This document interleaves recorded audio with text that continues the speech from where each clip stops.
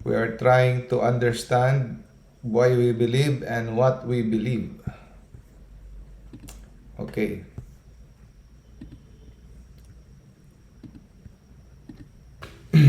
Ang topic natin for this evening is continuation pa rin ng the book ng The Imitation of Christ. Ang marami itong mga sub-chapters, pero ang pinili ko lang na topic nga na title sa mga sub-chapters ay Resisting Temptation. Pero actually marami tayong tatalakayin.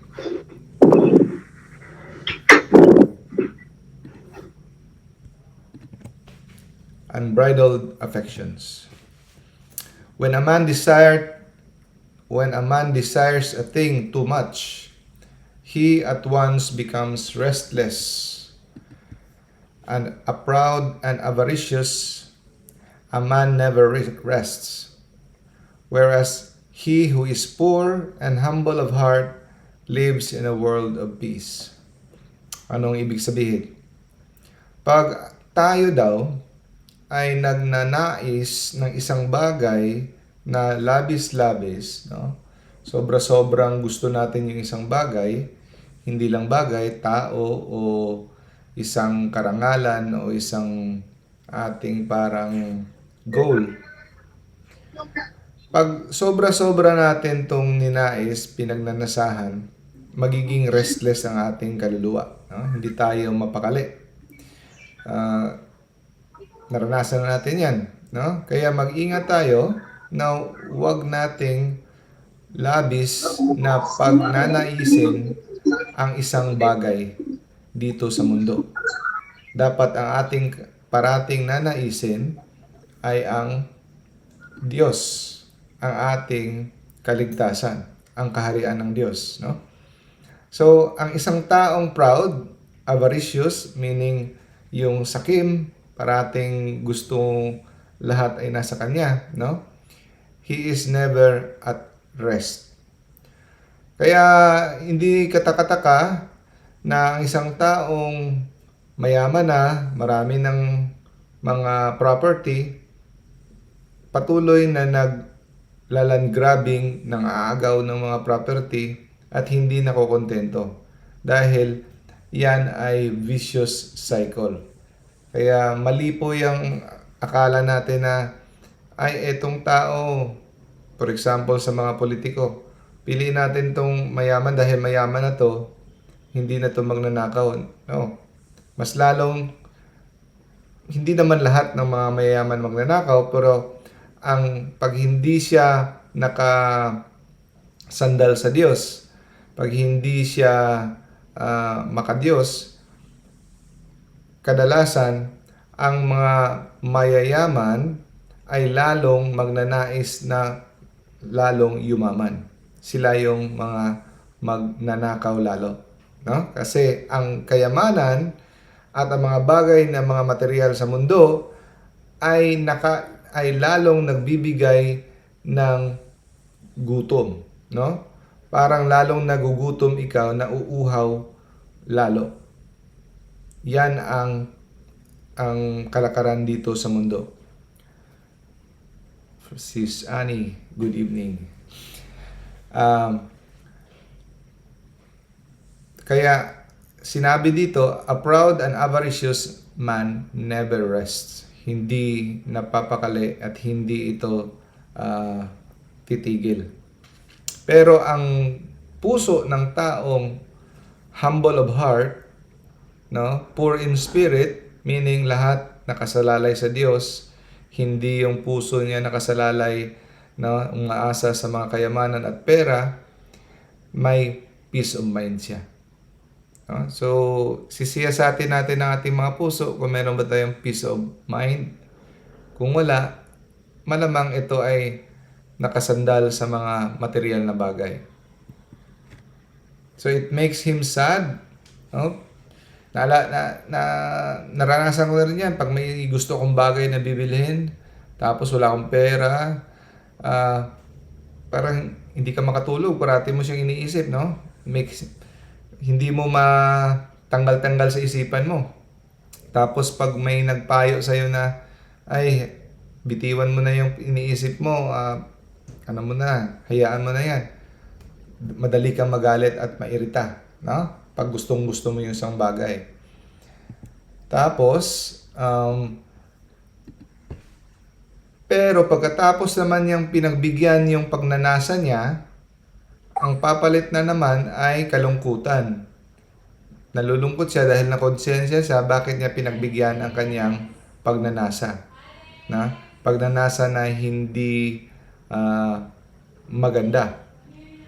Sabi dito, if he satisfies his desire, remorse of conscience overwhelms him. Naalala niyo yan? Yung, alam mong hindi ito magandang bagay, pero sinunod mo pa rin ang iyong pagnanasa o pagkagustuhan na ito ay hindi naman ayon sa kabutihan.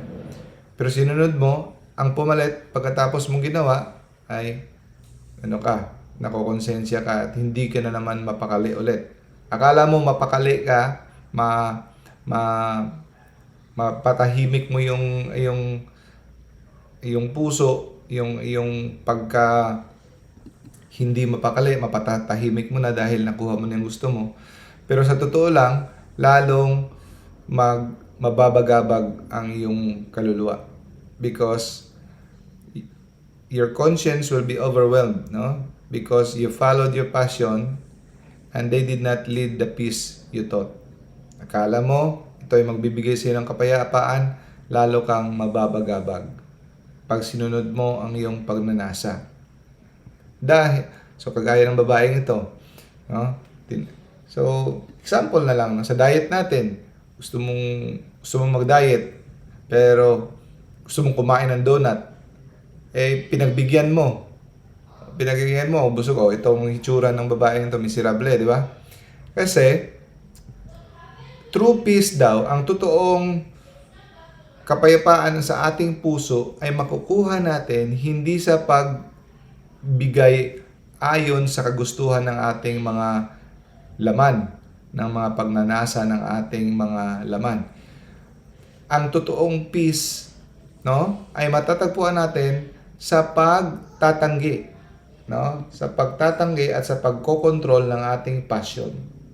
Pag iyong nahindian, pag iyong natanggihan ang iyong passion at ikaw ay nanaig dito, doon ka makakuha ng totoong peace at you will be more proud of yourself na ikaw ay natanggihan mo, no? Kumpara sa parati kang nagko-compromise, no? So hindi lang to tungkol sa donut, ha. Ito lang yung picture na nakuha ko. It is everything about our life na mga bagay na hindi nakakaganda sa atin pero at the back nag-aagaw-agaw kung anong papayagan mo ba o hindi, di ba? So again, very important slide. True peace of heart is found in resisting our passions, not in satisfying them.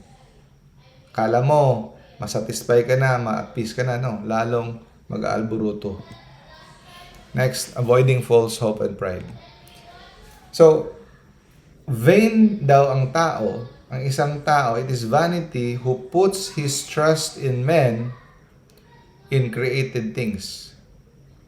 So, wala daw kabuluhan, useless, at vain ang isang tao, ang kanyang trust ay nilagay niya, nakasalalay sa mga tao, sa mga powerful na mga tao, at sa mga bagay na mga nilikha, like pera, kayamanan, o connections, kagaya nito.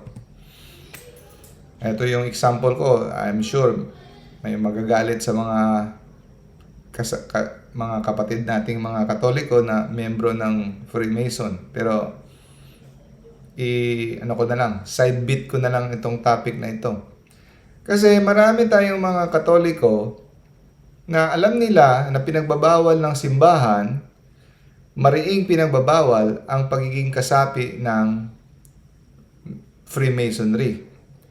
Pero, pilit pa rin silang matigas pa rin ang ulo na sumasali dito dahil, number one, gusto nila connection. No? Lalo na sa mga military. Halos lahat, pag mga matataas ang ranggo, member ng Mason. Pero sa Exorcism and Deliverance Ministry, ito ang parati naming kasama sa questionnaire kung mga napoposes na mga pasyente. Meron ka bang lolong Mason? Meron ka bang tatay na Mason? Kasi ito ay isa sa mga entry point. No? So it's not just about Mason. Ito lang yung naisip ko na example na willing tayong lumabag sa kautusan ng simbahan, sa guidance ng simbahan, kasi gusto natin ng connection, security. Itong other picture, mga ito lang yung makuha kong picture sa mga, gusto nating parating connected sa mga sikat na mga politiko, mayayaman, parati tayong gusto natin malapit sa kanila kasi gusto natin yung security, may security tayo, may padrino ako, ganito. So eto, mga kapatid, vain is the man who puts his trust in men and in created things. Meron pa ako sa comment kasi nag-aalitan akong kasi din-defend ng isang Mason. Sabi ng isang pulis na katoliko na Mason, sabi niya, willing ako anytime iwanan ng pagkakatoliko ko kumpara sa iwanan ko yung pagkamason ko. Hindi niya naintindihan kung ano yung no. So sa mga nagsasabi na okay lang ang pagiging kasapi sa Mason, dahil sinabi ng isang pare, sinabi ng isang obispo na okay na daw kasi nagbago na daw ang ng alituntunin ng simbahan, hindi po nagbabago.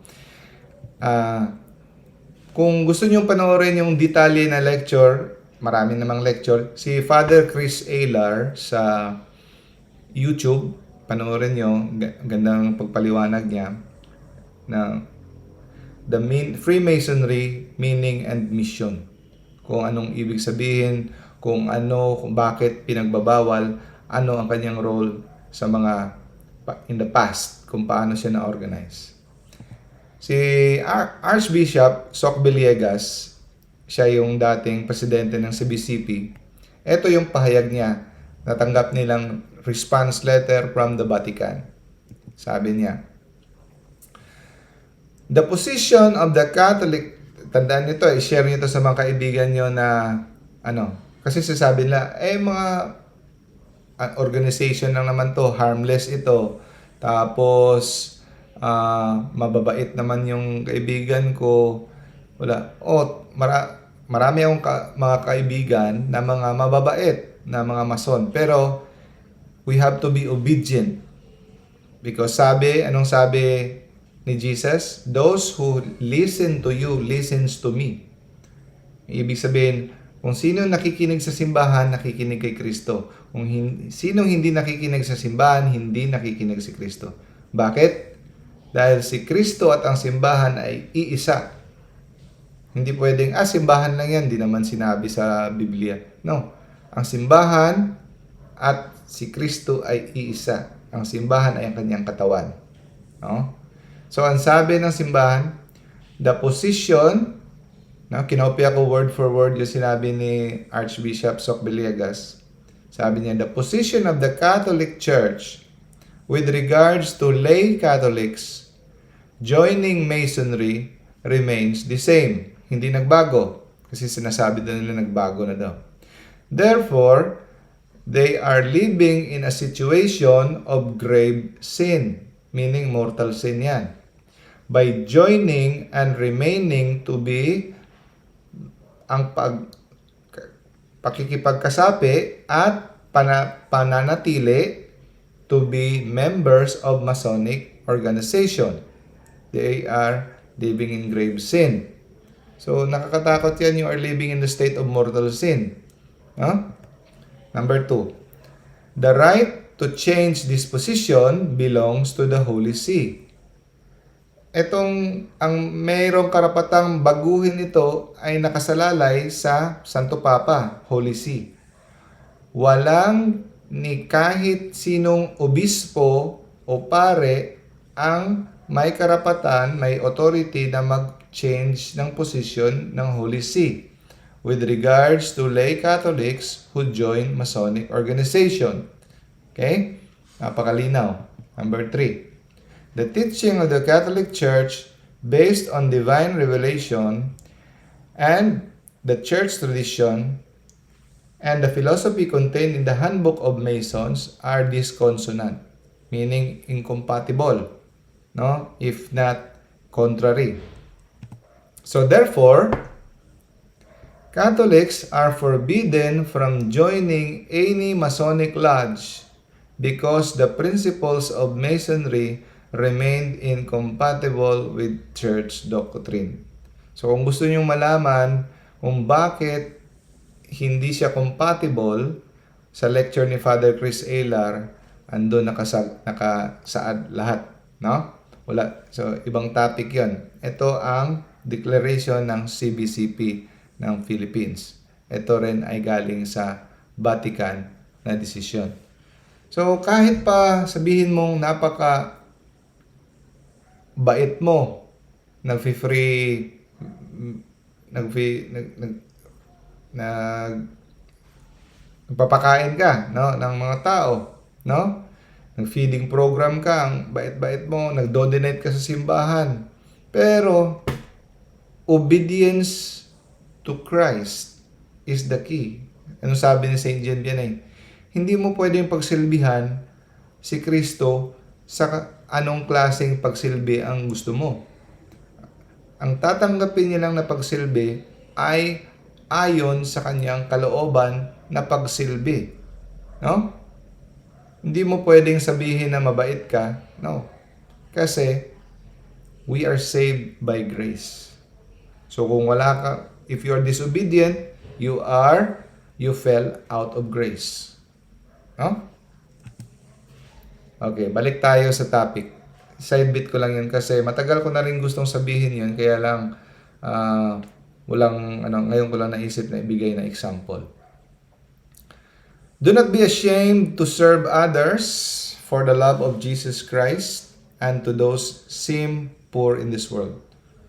Huwag daw tayong mahiya mag-serve kay Christ, lalo na pagsisilbihan natin yung sa paningin ng mundo ang iyong mga mahihirap at dukha. Huwag tayong mahiya makipaghalubilo. Kasi minsan, kadalasan, mas gusto natin makipaghalubilo sa mga may koneksyon. No? We always flatter the rich. Gusto nating makahalubilo sila. Pero yung mga mahihirap, wala tayong time. No? Next. Do not be self-sufficient. Huwag kang maging independent na kaya mo to. No. Always put your trust in God. Kaya yung nakita niyo mga memes, mag-ingat kayo sa mga memes ha. Daming memes na, di ba, may mga hitsura ng artista, tapos may memes, tapos maniniwala na tayo dahil memes. No, mag-ingat. Piliin niyo yung paniniwala niyo memes kasi maraming memes na ang impluwensya ng kaaway at kamunduhan. No? Mga prinsipyo ng mundo. Yung trust in yourself, no? Delikado 'yan. Always put your trust in Christ. Hindi mo mai-improve ang sarili mo sa sarili mong kakayahan, no? Place your trust in God. Gawin mo kung ano mong makakaya, sa taos-puso mong makakaya, but always depend on the help of God. So, hindi rin pwedeng uupo ka lang at bubuka lang yung bibig mo, mahuhulog yung bayabas, kagaya ni Juan Tamad. Magsikap ka, no? Do your best, and God will do the rest. Yan. Yan ang isang meme na pwede nating paniwalaan. Do your best, and God will do the rest. Put no trust in your own learning. no? Nor in any cunning of any man. So, huwag mong ilagay ang iyong tiwala sa iyong sariling kaalaman at kahit sinong tao na sa tingin mo ay matalino or wais na kahit yung pamamaraan niya ay hindi ayon sa utos ng Diyos. But rather in the grace of God who helps the humble and humbles the proud. Pag ikaw ay humble, na ang iyong mindset na you can do nothing without God, God will help you. Pero pag yung tao na self-sufficient, na kaya ko to, dami na akong alam, hindi na marunong mag-pray, nagpe-pray man lang, isang Hail Mary lang, hindi nagbibigay ng time for meditation and talking to God. Yung pag nag-pray, nasa bibig lang,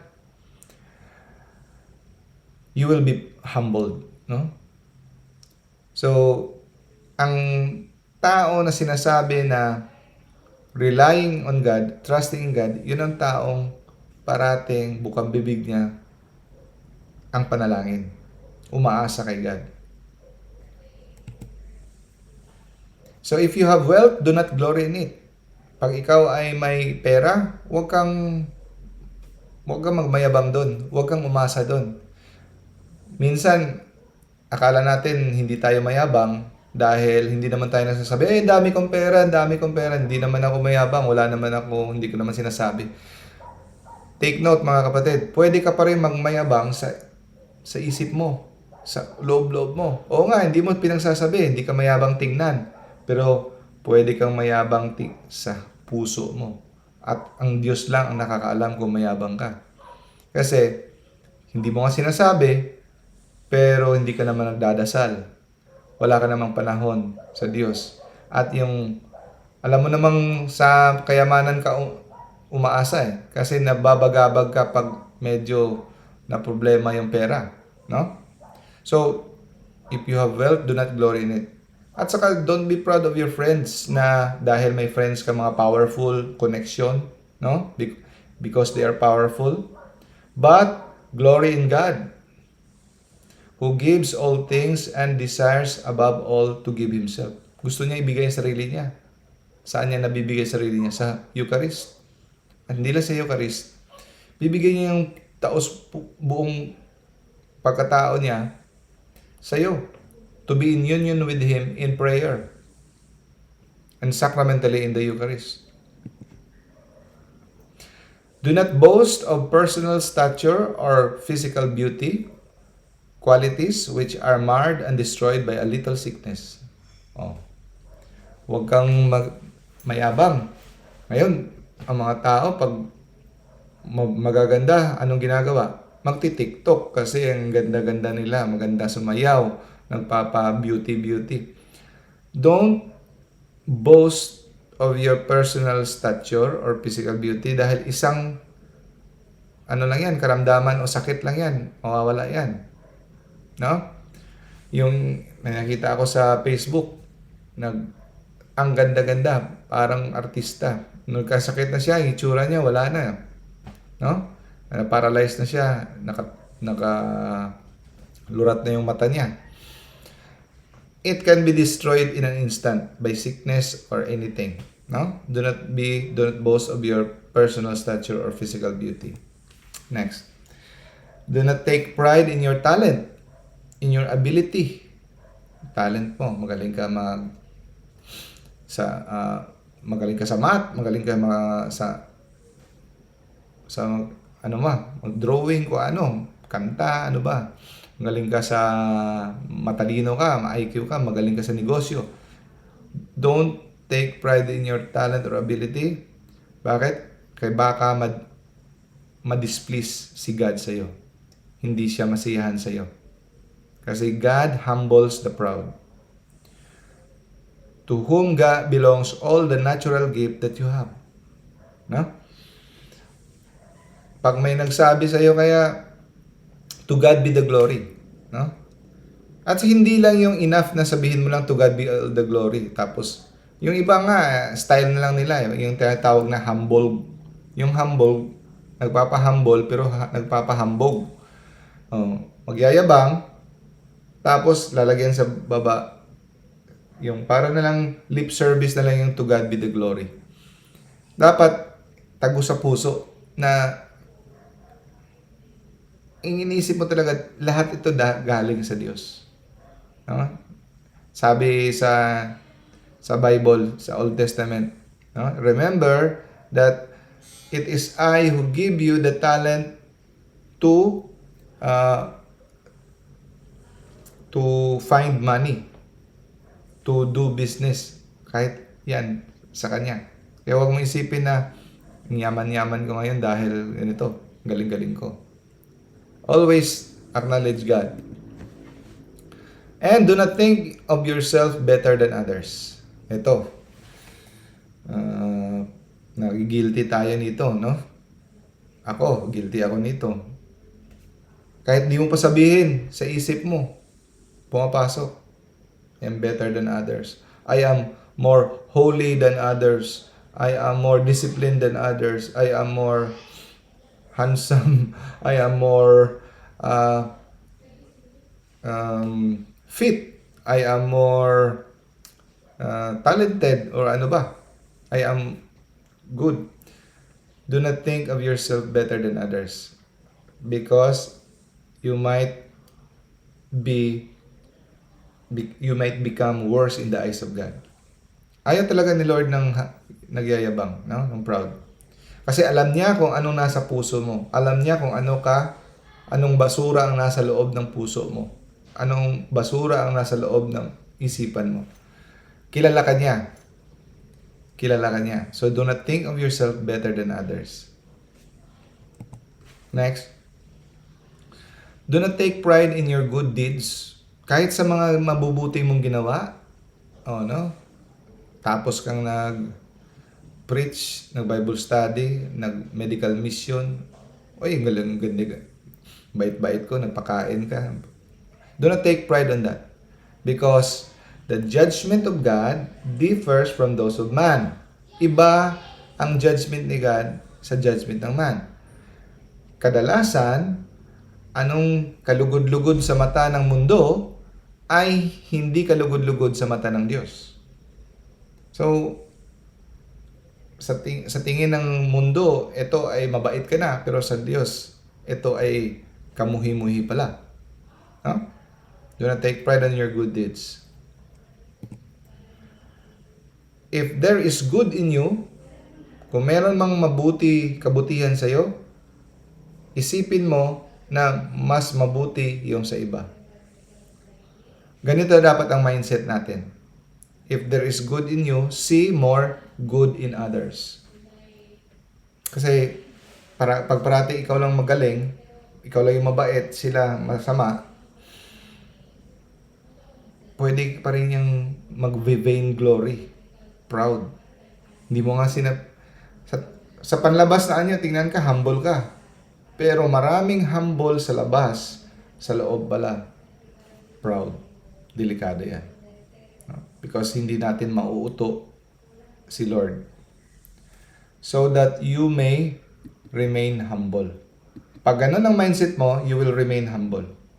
Always see the good in others, that others are more good than you. Yun. Kahit sabihin na natin mas magaling ka, mas mabait ka, always see more good in others.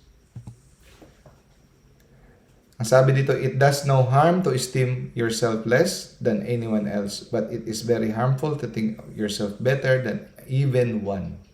So wala daw masama kung mas mababa ang tingin mo sa sarili mo kumpara sa iba, mas mataas yung pagtingin mo sa iba kumpara sa sarili mo, hindi daw nakakasama yon. Pero mas nakakasama daw pag ang tingin mo sa iyong sarili ay tinataas mo ang iyong sarili kumpara sa iba. Kahit sa isang tao lang.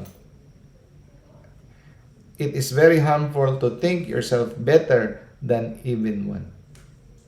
No? Lahat ng mga pinagsasabi dito hindi galing sa akin, ha. It is from the imitation of Christ, and this is from the distillation of the Word of God from the Bible. Okay? The humble live in continuous peace, while in the hearts of proud are envy and frequent anger. So ang mga humble, mga mapakumbaba, they live in peace in their heart. Pero yung mga proud, gusto parati silang starring, sila parati ang number one. They are, kahit hindi man nila ipakita, there are inner turmoil in their heart.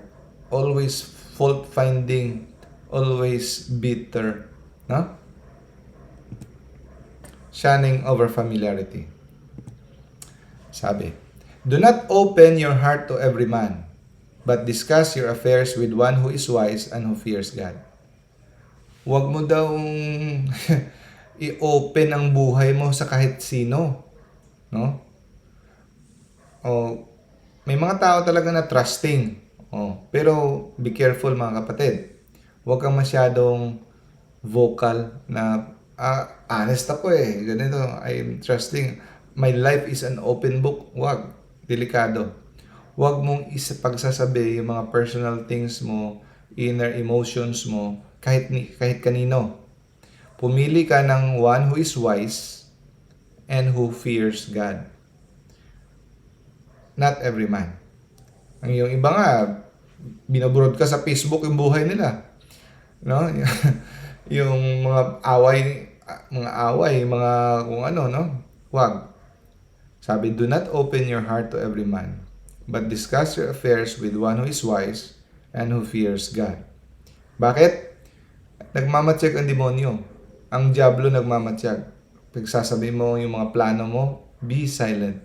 Because nagmamatsyag ang demonyo at he will block your, he will see to it that your endeavors will fail. No? Hindi nakakabasa ang diablo sa ating isip, brothers and sisters. Hindi niya kayang basahin, si God lang. Kaya pag parati madaldal ka, sinabi mo mga pinag-aaral mo, kukuha siya ng clue paano kanya aatakihin. Kukuha siya ng mga idea saan kanya titirahin. No? Paano niya sisirain ang buhay mo sa mga base sa mga pinagsasabi mo mga information. Sabi dito. Ito, magandang slide to mga kapatid. Be not the flatterer of the rich, nor seek the society of the great. Di ba? Parate human tendency natin kung sino yung mga sikat, mayayaman, pwede makasama tayo sa picture parate, may sikat diyan, may ano. Dapat pag may mayor, governor, dapat picture kasi pwede tayo mag name dropping. Tapos kahit sintonado na yung kanta, yung ganda-ganda ng boses mo, yung plotter. Kasi gusto nating mapasayahan, no? Magustuhan tayo ng mga taong to. Pero sabi, be not the flatterer of the rich, or wag kang parating naghahangad ng company ng mga great. Instead, let your company, yung mga kasama mo, mas piliin mo, those who are humble and the simple. The devout, those people who are godly, and the gentle. Yun ang piliin mong maging kabarkada mo, kaparati mong kasama. Hayaan mo yung mga mayayaman kasi yung mga topic nila iba, no? Be not the flatterer of the rich, nor seek the society of the great, but let your company be the humble and the simple. Next. And let your conversations be concerning with things that enlighten. By the way, brothers and sisters,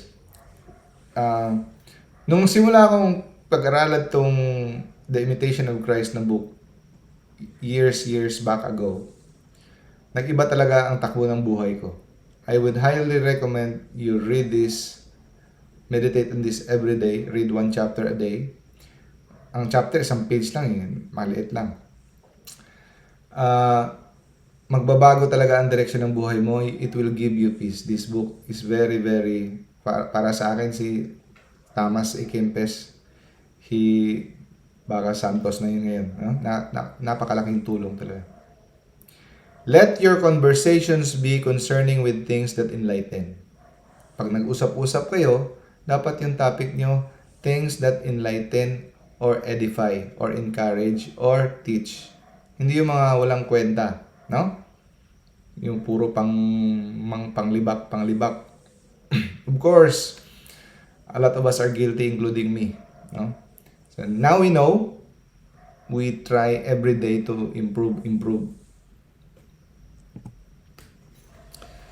Choose for your companions God and His angels and avoid the notice of men. Ito talagang slide na to nakastruck sa akin.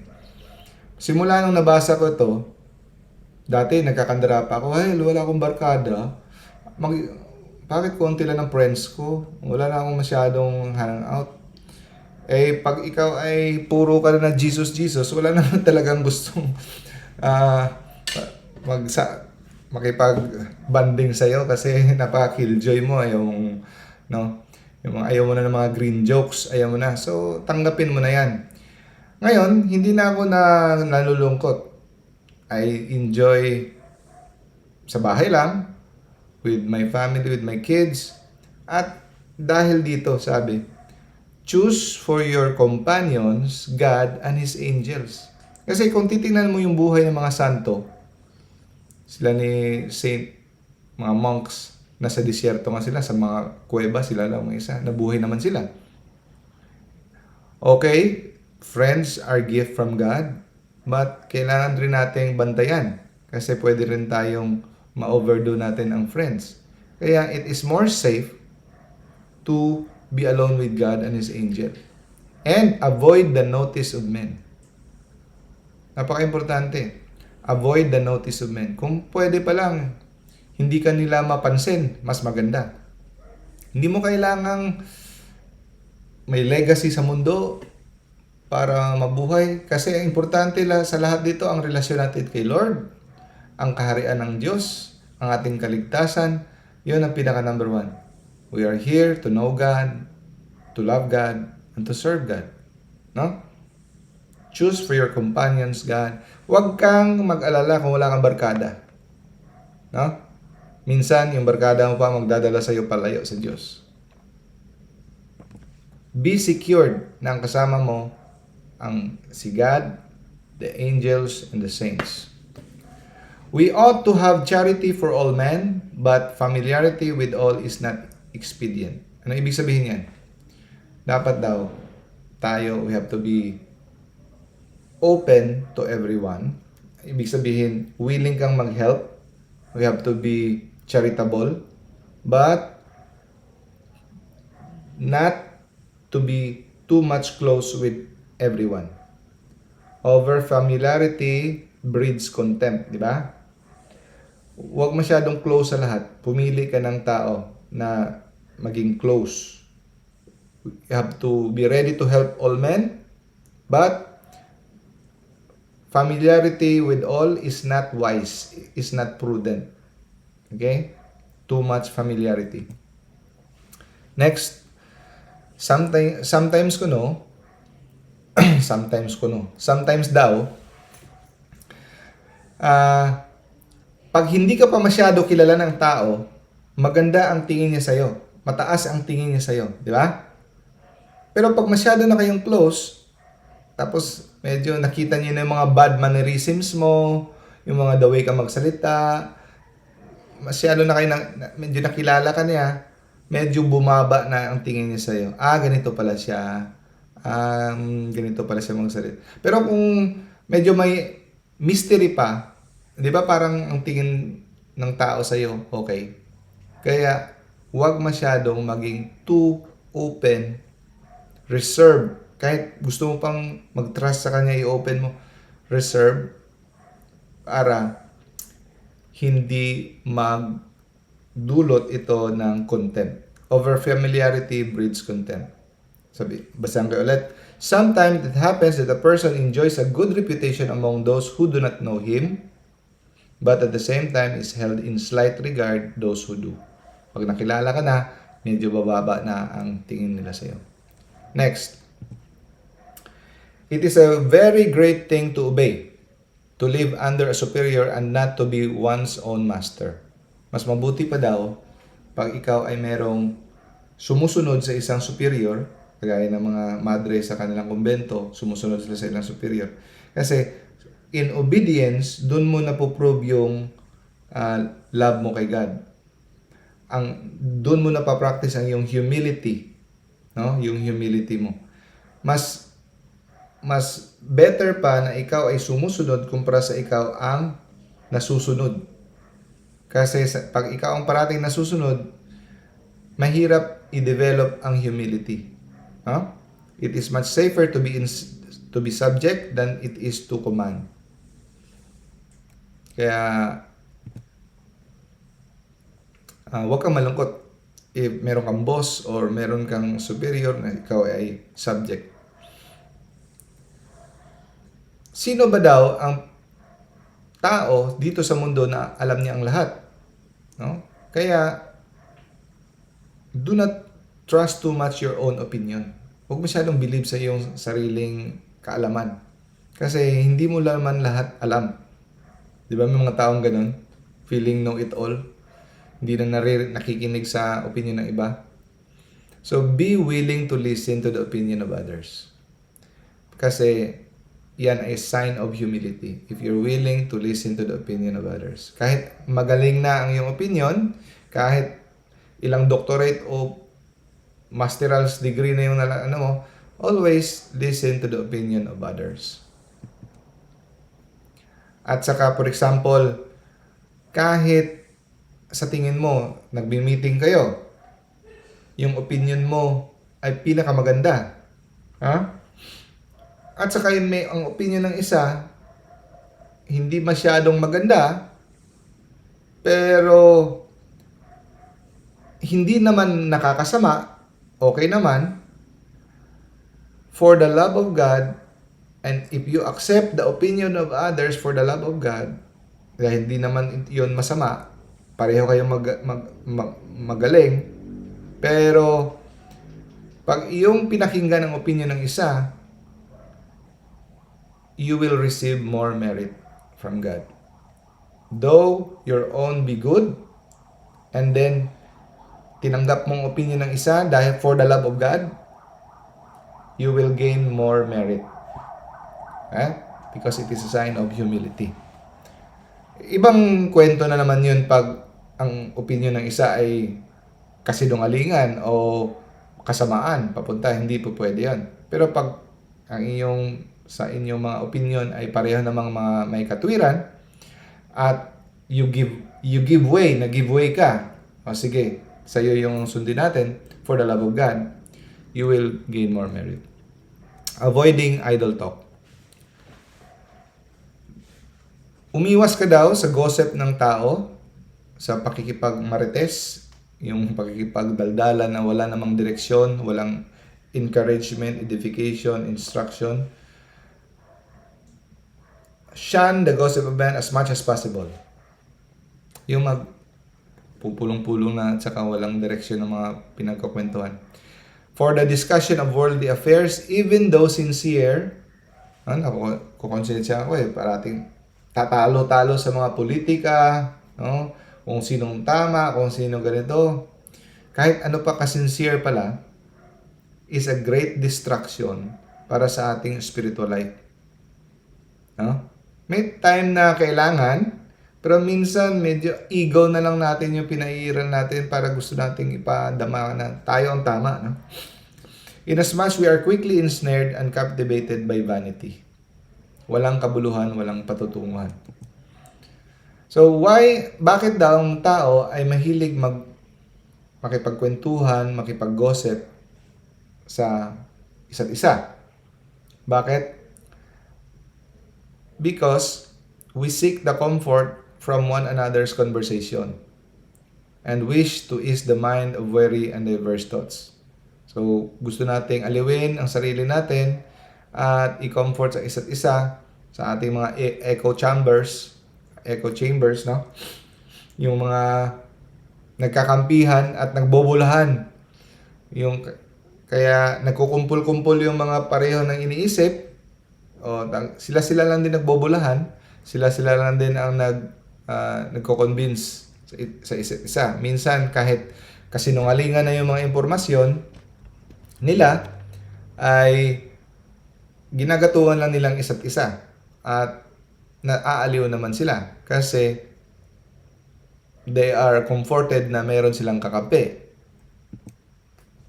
Hence, kaya tayo, pag tayo ay nagchichismisan, kakwentuhan, anong topic natin? Kung ano yung mga gusto natin. At pinag-uusapan din natin kung ano yung mga ayaw natin. Ayaw ko sa taong to. Oo nga, no? O ayaw ko nga, no? Tapos, eto gusto ko. Kaya may mga mahilig sa motor. Eto, ang ganda ng motor na to. Kung ano yung mga gusto. Pero, sad to say, we often talk of vainly and to no purpose. Walang direksyon, basta lang makapagkwento. No? For this external pleasure, effectively hinder. Ito ay nagiging hadlang para sa maka-experience tayo ng divine consolation from God. Rather than go to God and find consolation in contemplative prayer, we waste our time in idle talk instead of conversing to God. Mas gusto natin yung comfort ng tao. Matthew, remember this verse. Matthew chapter 12 verse 36. But I tell you that men, na tayo, sisingilin tayo, we will give an account on the day of judgment for every useless word they have spoken. Other version yan, interpretation, every idle or every careless word that comes out of our mouth, we will give an account. Kaya kahit ang ating words, we will have an accounting. Devout conversation on spiritual matters, on the contrary, is a great aid to spiritual progress. Dapat kung magkwentuhan tayo, devout conversation about spiritual matters. Yun ang maganda. And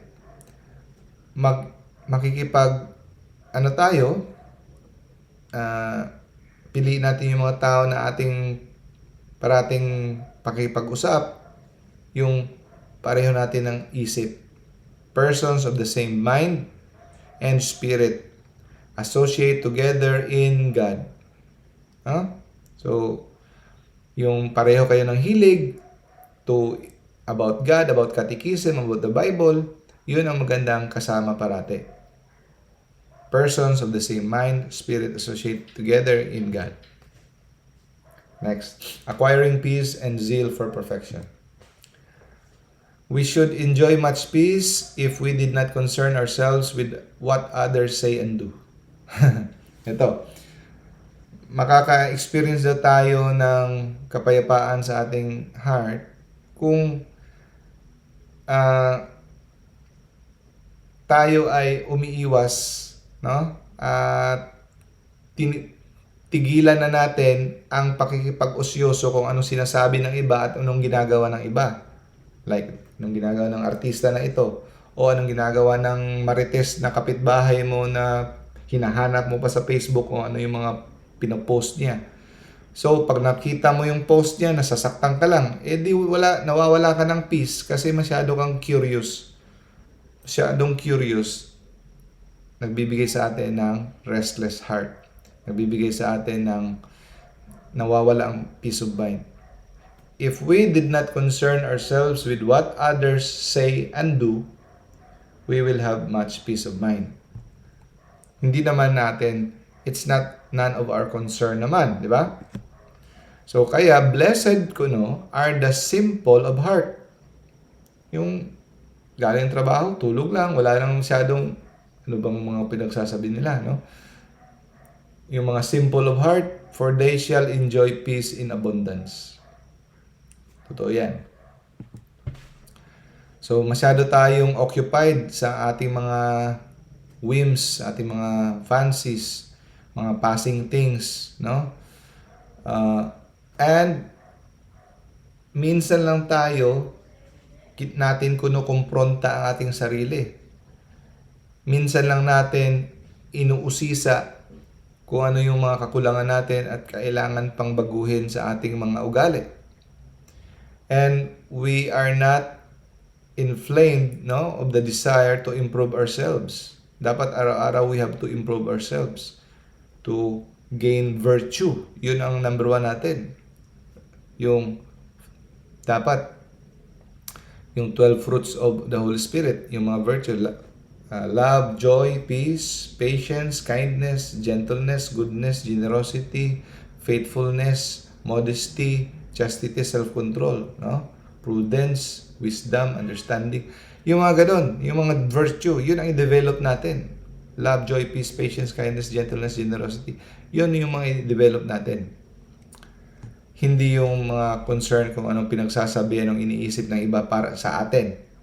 Hayaan mo na yung iniisip nila, hindi mo makokontrol yung iniisip nila sa'yo. No? So, if we mortified our bodies, pagdidisiplina natin ating mga sarili, at hindi natin hayaan na makapasok ang mga distraction sa ating mga isipan, ma-appreciate natin ang mga bagay na para sa Diyos, mga divine things. And we will experience heavenly contemplation. Kasi nauubos na yung oras natin sa mga walang kwentang bagay sa mundo, kaya wala lang tayong oras sa pakikipag-meditate, talking, conversing with God.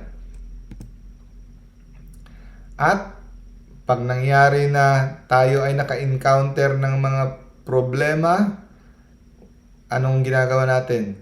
Imbis kay God pumunta, naghahanap tayo ng tao na magpapasaya sa atin, magko-comfort sa atin. No? We are so distressed then maghahanap ng kampi. We turn to human consolation. So, ang sabi, kung ang ating progress, yung spiritual growth natin, ang ating gauge ay hanggang panglabas lang na religious observance at hindi talaga sa kaloob-looban na ating virtue at ang pagtatanggal ng mga vice, no? Hindi magtatagal, mawawala ang ating devotion. Kung hanggang panglabas lang, yung hanggang mabait lang tayo tingnan sa labas. Dapat tirahin natin yung puno kung saan ang problema sa ating mga ugali, so that we may be freed from our passions. Tayo ay magiging malaya sa ating pagnanasa ng ating laman. Dahil pwede pa tayo mabilanggo sa pagnanasa ng ating laman. Pero pag ating kinumpronta parati araw-araw, hihingi ng tulong sa Diyos kung paano tayo makakatanggap ng mga virtue, no? We will have peace of mind. Ang sabi, kahit daw once a year may matatanggal tayong masamang ugali, hindi magtagal perfect na tayo. Ang problema lang, kahit sa isang taon, ni isang masamang ugali, wala tayong natatanggal. If we uproot only one vice each year, we should soon become perfect. No? Swerte na nga lang daw eh. Kung sa, di ba, naalala niyo yan, nung bago kayo lumapit kay Lord, bago kayo sinabi na, Lord, I will start serving you. So that is the time of your conversion. So meron naman tayong ongoing conversion eh. No? So, tapos during your conversion, naging malapit ka kay Lord, naging seryoso ka na kay Lord, di ba may mga pinapromise ka, itong gagawin ko, itong gagawin ko. Tapos ang bait-bait mo pa sa nung bago ka pa na-convert, di ba? Pero habang tumatagal, nagiging malamig ka, nagiging lukewarm. Kaya sabi dito, swerte na nga kung sa katagalan may natitira pa sa iyong mga resolusyon, no? Pero dapat, instead na sa first part ng yung conversion ka lang mabait, hindi dapat, lalong tumatagal, dapat umaangat yung spiritual level mo, no? Hindi ka makontento na medyo may napanatili mo pa yung mga unang mga resolution mo. Dapat you are growing in perfection day by day. Kaya wag mong na natatalo ka sa mga maliliit na mga bagay na kagaya sa mga habit in prayer. Sige lang, hindi ako makapray ng umaga. Sige lang. So, mga maliliit na mga desisyon, hinahayaan mo kasi maliit lang. Paano mo daw madadaig ang malalaking mga temptation, mga malalaking trial sa buhay, kung sa mga maliliit na mga bagay na mga mabubuting gawin ay pinalalampas mo, no? Nadadaig ka sa mga maliliit na mga bagay. Mas lalong hindi mo madadaig ang mga malalaking pagsubok, mga malaking temptation, tukso, pag ang mga maliliit hindi mo sineryoso. It is good for us to have trials. Ang sabi dito, the value of adversity. Makakatulong pala sa atin ang trials, mga kapatid. It is good for us to have trials and troubles at times. Bakit? Ito ay magre-remind sa atin na tayo ay dumadaan lang sa mundong ito. At ang ating pag-asa ay hindi sa mga bagay sa mundong ito. Ang trials ay nagpapaalala sa atin na we are just in probation. So, at nakakatulong din pag tayo ay nakaranas ng mga contradiction. Yung kinokontra tayo ng tao. Minsan, na-depress tayo, best friend mo, kinontradict ka. Akala mong kakampi sa'yo, siya pa yung nag-contradict sa'yo. Hindi pa kayo pareho ng mga posisyon sa buhay, sa politiko, sa mga ganon. Iba-iba pala kayo. Tapos, masyado kang depressed. No, nakakatulong yun. Bakit? When you are misjudged by men, nami-misinterpret ka, kahit mabuti pa yung intention mo, nami-misinterpret ka, ginagawa pa nilang masama, kahit minamasama pa nila ang mabuti mong intention, nakakatulong yun. Bakit? It will keep us humble. It will shield us from pride and vainglory. Kasi ito yung nakaka-remind sa atin na babalik sa Diyos eh.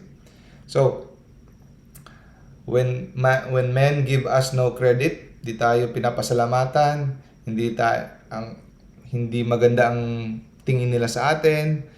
And then anong mangyayari? Pag tayo nalulungkot, di ba? Ang mangyayari yan, lalapit tayo kay Lord. We are more inclined to seek God. And God who sees our hearts, no? Therefore, a man should root himself firmly to God, that he will not need the consolations of men. So, dapat nakaangkla siya kay God, hindi sa man kasi para hindi na siya kailangan maghanap pa ng consolation sa mga tao. Kay God na lang siya maghahanap ng consolation na magbibigay ng kapayapaan at kasiyahan sa puso niya. Kasi ang tao, ibebetray ka always ng tao, ba si God hindi. No? So, kagaya nito, saddened by the miseries, he laments, he wearies of living longer and wishes for death. So, ang taong religious, ang taong nakaangkla kay God, mas gustuhin pa niyang pumanaw na at mamuhay na kasama si Lord, to be with Christ. And then, he understands fully that the perfect security and complete peace cannot be found on earth. So, ang taong spiritual, he will realize that complete peace cannot be found on earth. Only in God in heaven. Kaya sa Philippians chapter 1 verse 22, sabi ni Saint Paul, nahirapan siya mag-choose, sabi niya, if I'm go to the living in the body, this will mean fruitful labor for me. Yet what shall I choose? I do not know. I am torn between the two. Sabi niya, I desire to depart and be with Christ. Gusto na niyang mamatay para makasama na si Christ, which is better by far. But it is more necessary for you that I remain in the body. Pero, gustuhin ko mang mamatay na para makasama ko na si Lord, kailangan ko pa rin manatili sa mundo para mag-serve sa inyo. Para mag-preach. No? Ganun din sa atin. Pag ikaw ay tumataas na yung antas mo sa spiritual life, mas gustuhin mo, parang ayaw mo na ng buhay dito sa mundo kasi nakakaumay na, parati ganun pa rin. It's all vain. You will be excited more to go to heaven in Christ. Pero hindi ka magpapatiwakal.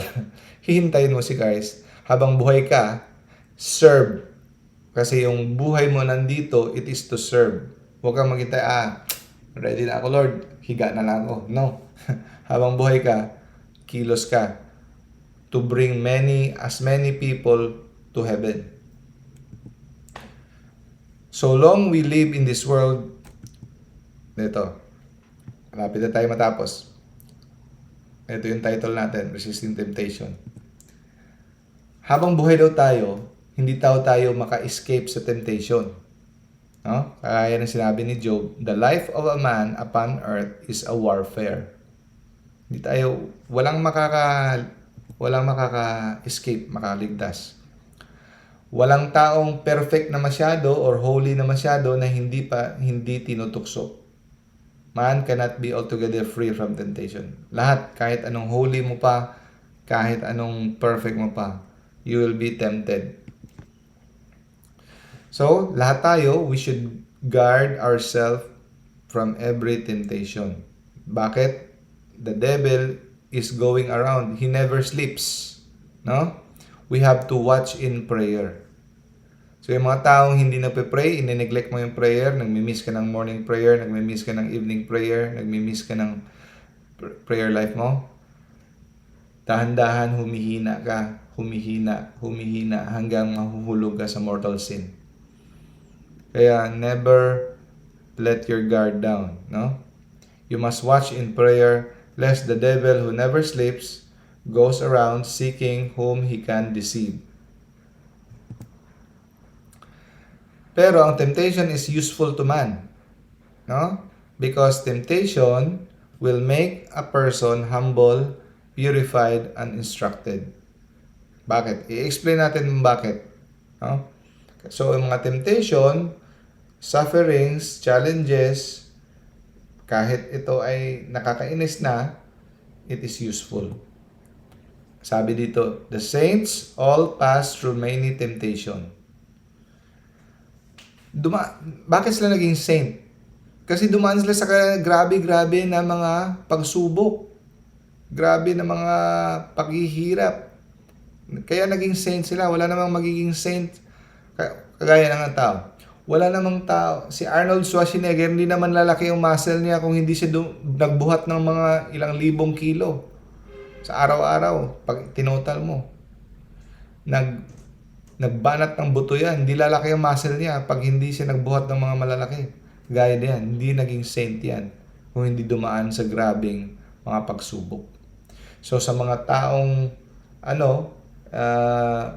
nanatili kay Kristo, hindi bumigay, naging santo. Pero yung mga bumigay, nalaglag. No? They fell away. Kaya ang sabi sa Matthew chapter 10 verse 22, endure, you will be hated by everyone because of me. But the one who stands firm to the end will be saved. The one who stands firm till the end will be saved.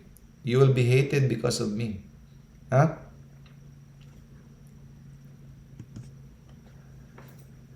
There is no state so holy. Walang lugar na mapupuntahan mo na hindi ka papasukin ng tukso. Walang place, no state, no? Kahit mga madre sa mga monasteryo sa kuweba, mga monks, mga hermits, pinapasok ng demonyo yan, tinetest yan, may temptation. No? Man is never safe as long as he lives. For they will come within us. Dahil nasa loob na rin natin yan dahil we are born in the state of original sin. Concupiscence ang tawag dyan. Pag tayo ay tinukso o may mga pagsubok, pag natapos na yan, may bago na namang darating. Huwag mo isipin, tapos na. Tapos na yung pagsubok. Wala, may darating na naman. When one temptation trial passes, another comes. We shall always have something to suffer. Remember that. Kaya nga sabi sa Hail Holy Queen na prayer, from the valley of tears. So we are living in a valley of tears. No? After this, our exile, show unto us the blessed fruit of your womb, Jesus. No? This is a valley of tears. We shall always have something to suffer. No? Because we have lost the state of original blessedness. So may mga tao na umiiwas sa pagsubok. Okay, dapat tayong umiiwas sa mga tukso. Lead us not into temptation. Pero ang ibig sabihin nito, mga kapatid, hindi lang sapat na umiwas at umilag lang tayo sa mga pagsubok at sa mga tukso. Dapat talaga ikomprontahin natin ang ating sarili. We cannot conquer simply by fleeing, but by patience and true humility. Ang ibig sabihin, magpakumbaba ka, ikaw ay umasa sa kay Lord na without God, you cannot conquer temptation. Without prayer, without God, you humble yourself. No? If you humble, you become strong. When you are weak, you are strong. Yun. Hindi pwedeng iwas-iwas ka lang. Sigarilyo, ayaw ko. May pornography, ayaw ko. Hanggang doon ka lang, talikod ka lang. No. You have to komprontahin mo. Ano bang weakness? Kilalahin mo yung sarili mo. Ano bang weakness ko? Bakit ba ako weak sa area na ito? Ano ba ang sinabi ng salita ng Diyos? Bakit ba bawal ito? Hindi lang yung iwas ka lang dahil kagaya ng sinasabi ng ibang Katoliko.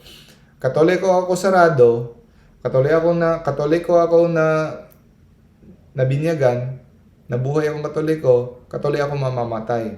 Bakit ka Katoliko? Yun lang. Dahil pinanganak akong Katoliko, mamamatay akong Katoliko. Napaka-weak na reason yan, mga kapatid. Yung mga Katoliko magrarason ng ganon, yun ang mga madala sa ibang sekta. Mas maganda, Katoliko ka dahil naintindihan mo ang aral natin.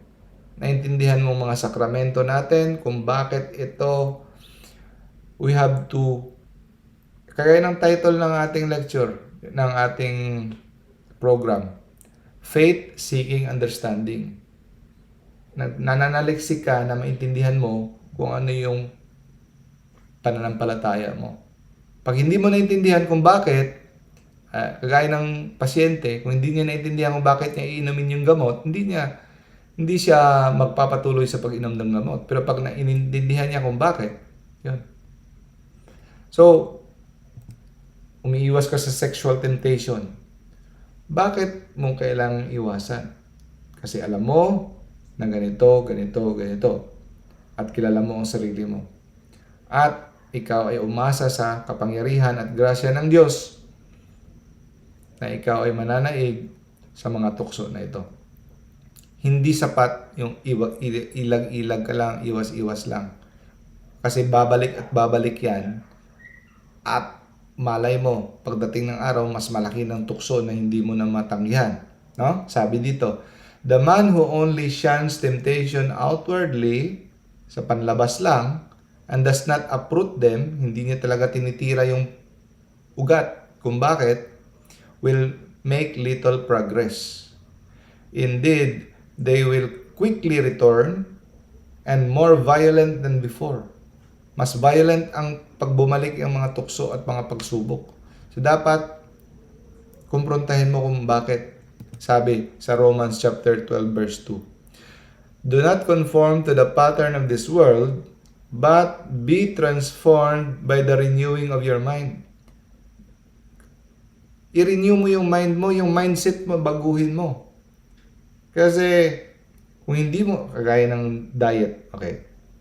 Pag sinabi mo lang magda-diet ka, di ka mo talaga magiging successful sa diet. Magiging successful lang yung diet mo pag bin-brainwash mo ang mind mo kung bakit ka kailangan mag-diet. Bakit kailangan mo itong gawin, paintindihin mo muna yung isip mo kung bakit kailangan. Hindi lang yung magda-diet ka lang. Yun ang nangyari sa akin. From 96 kilos down to 73 kilos. I first renewed my mind. I first brainwashed my mind before it became successful. So then you will be able to test and approve. So doon mo makikita, no, kung bakit tama ang kalooban ng Diyos. So dapat mo munang maintindihan kung bakit masama ito, bakit mabuti ito. Kasi kung kontra gusto ka, sige gawin ko lang dahil gusto niya. Gawin ko lang kahit ayaw ko. Wala yun. Pero kung naintindihan mo talaga kung bakit ito masama, so iiwasan mo. Hindi mo gagawin. Kuha nyo? And next, do not be harsh with other people who are tempted. So pag may nakikita ka mga tao nag-i-struggle, may struggle sila sa pornography, nag-i-struggle sila sa sexual temptation, so kahit ano, don't be harsh. Intindihin mo na galing ka rin doon, nag-i-struggle, pareho kayo, i-console mo sila, i-encourage mo sila, you have to be fatherly. Huwag kang judgmental na, bakit ka ganun? Parati, ulit-ulit, ilang taong ka na, ulit-ulit. No. Advise them like a father na bigyan mo sila ng mga ways kung paano mo na-overcome kung ikaw ay na-overcome mo na. Di ba? So, ang temptation daw shows us what we are. Nakakatulong ang temptation mga kapatid dahil makikilala natin ang sarili natin na nahahumble tayo. Kasi kung walang temptation, kala mo okay ka na, pagdating ng temptation, nakita mo, ganito pa pala ako ka-weak. Minsan yung temptation dumadating sa ating panaginip.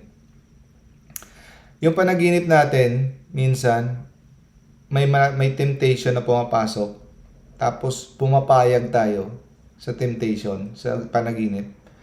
Sa totoo lang, hindi ka nagkakasala kasi panaginip yan. No? Hindi ka nagkakasala, walang taong magkakasala sa panaginip kasi hindi mo kontrolado.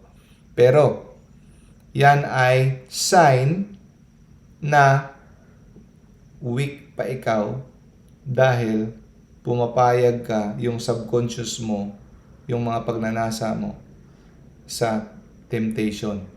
Pero kung sa panaginip mo, lumaban ka at nanaig ka, isa din yung sign na pinapakita ng Diyos sa'yo na you are making progress.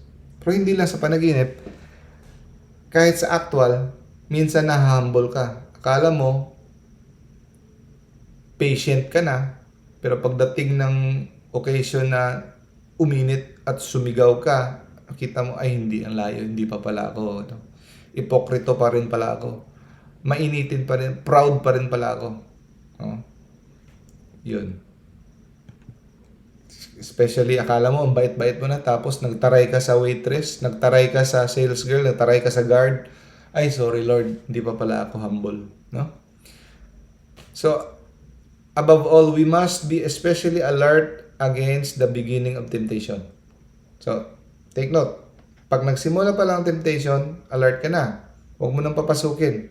Kasi pag hinayaan mo, dadahan-dahanin ka ni Satanas at makukuha ka niya. Kagaya ng yung number one example, yung may office mate ka na maganda, may asawa ka, parati kayong kakasama mag-snacks during break time. Uy, parati kayong nagsasama. Ano masama doon? Wala naman kami ginagawa sama. Tapos, nagte-text-text na kayo. From 2 texts a day, naging 40 times a day na. Dandahanin. So, hanggang, kagaya ng palaka, dandahanin mong painitin ng tubig, hanggang kumulo, hindi niya namalayan, luto na siya. Yun ang diablo. Be alert against the beginning of temptation. Dahil mas madali siya i-conquer at the beginning if you refuse entry. Kasi ganito, first, thought comes to mind. And then, it will be followed by strong imagination. And then, it will be followed by pleasure. Parang naaliw ka na. And then, evil delight. And then, at the last, you will consent na. Ganon ka wais ang diablo. No? Because you did not resist him at the start, nakakapasok ang diablo. Satan gains full entry. No? From the start, i-block mo na kaagad. Yung mga pag nakita, lalo na yun sa Facebook, ang daming mga reels, may mga magaganda mga babae. Pag kinlik mo, simula na yan. No, from the start pa lang, sa buhay mo, i-block mo na ang mga patibong ng diablo. The longer a man delays in resisting, pag pinahayaan mo pa, sige, wag mo na, hindi pa naman ito masama, na. The longer a man delays in resisting, so much the weaker he does. So much the weaker does he become each day, while the strength of the enemy grows against inside him. No? You become weaker and weaker pag dinelay mo ang resistance. Yung iba, at the start of their conversion, grabe ang temptation. Yung iba at the end, yung iba naman, buong buhay nila, grabe ang kanilang mga pagsubok. At ang tatanungin mo, bakit ito siya madali lang ang kanyang mga pagsubok? Ito, grabe ang bigat-bigat. Ang ito, sa sibula lang. At ang sagot dyan mga kapatid, sa tanong mo na bakit itong taong to mas grabe ang kanyang mga pagsubok kumpara sa kanya.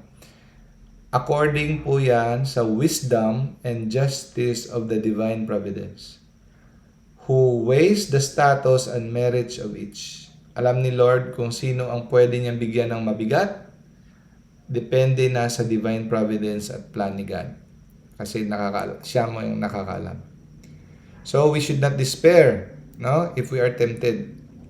Huwag kang ma-depress, huwag kang mamroblema pa if you're tempted. But pray to God that He will help us. Sabi sa Corinthians chapter 10 verse 13. Sabi ni St. Paul, hindi ka hahayaan na ibibigyan ni Lord ng problema o tukso o pagsubok na hindi mo kaya.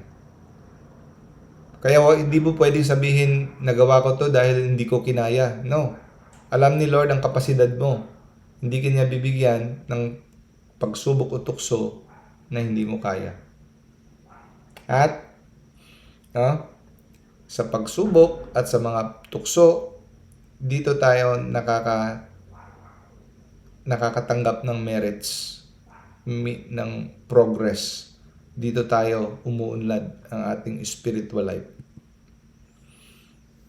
Ang sabi dito, madali lang para sa isang tao na maging deboto, maging fervent kung walang problemang dumadating sa buhay niya. Pero kung siya ay nanatiling deboto, kahit may mga pagsubok na dumating, siya ay mas malaki ang chance na mag-progress. Malaki ang chance na maging perfect at maging more holy at makakatanggap ng merit. Kasi madali lang sabihin na praise the Lord, hallelujah kung walang problema. Doon mo talaga malalaman ng tao na close kay Lord kung may mga trahedya at ano pa rin, no? Second to the last slide. Ang iba na nagfe-fail sa malaking pagsubok. Yung iba sa maliit na pagsubok.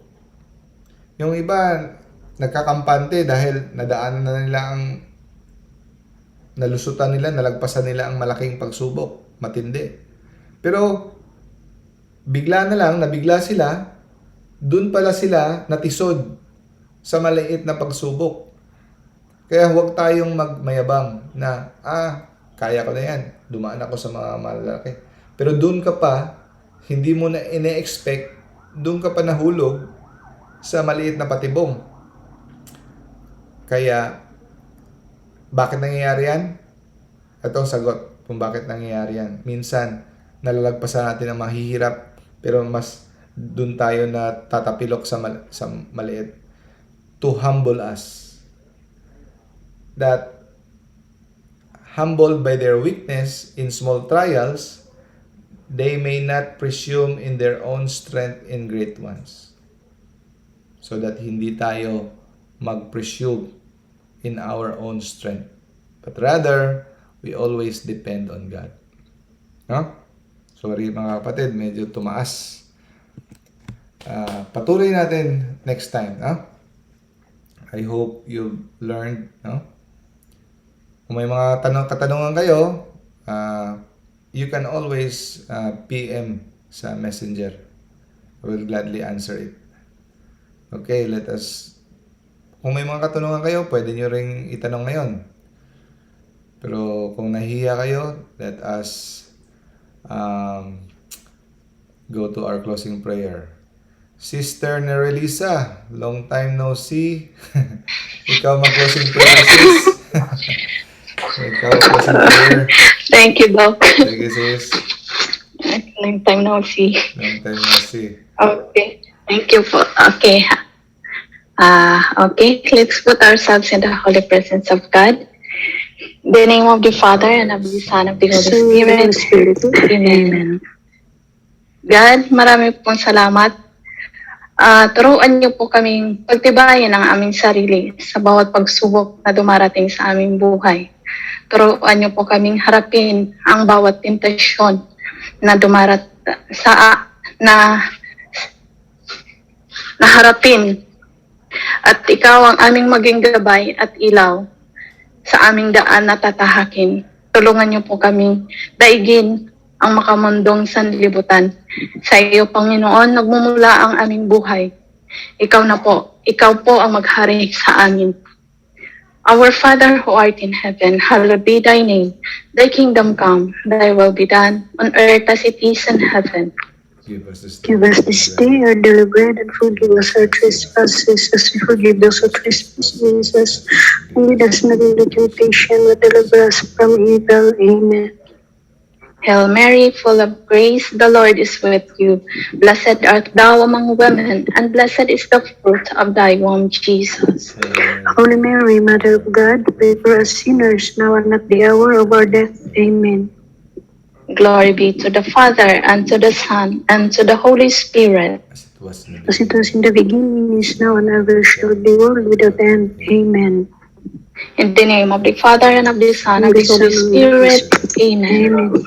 Thank you, brothers and sisters. Thank you. Thank you po, Doc. Thank you, Doc. Thank you. From Taytay Rizal. Sis Josie, si Sharon. Bye. Ay, thank you Bye po. po. Bye. God bless. Thank you for the... God bless. See you next week.